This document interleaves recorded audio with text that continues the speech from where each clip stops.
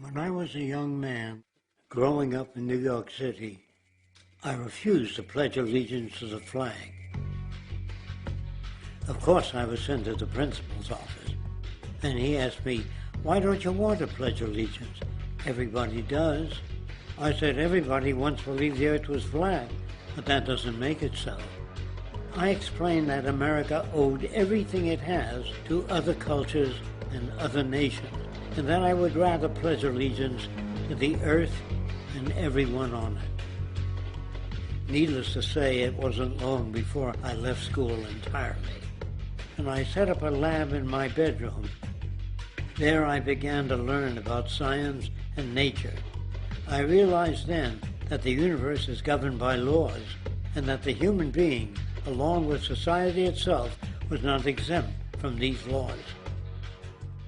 Then came the crash of 1929, which began what we now call the Great Depression.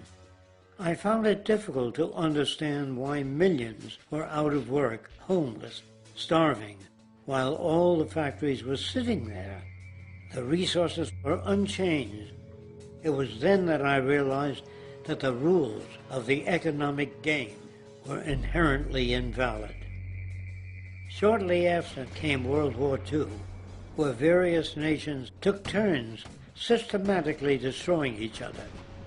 I later calculated that all the destruction and wasted resources spent on that war could have easily provided for every human need on the planet.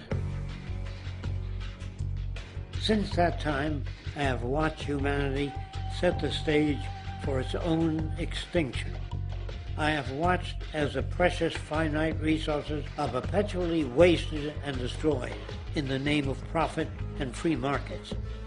I have watched the social values of society be reduced into a base artificiality of materialism and mindless consumption.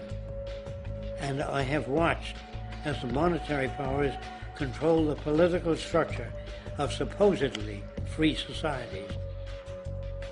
I'm 94 years old now, and I'm afraid my disposition is the same as it was 75 years ago. This shit's got to go.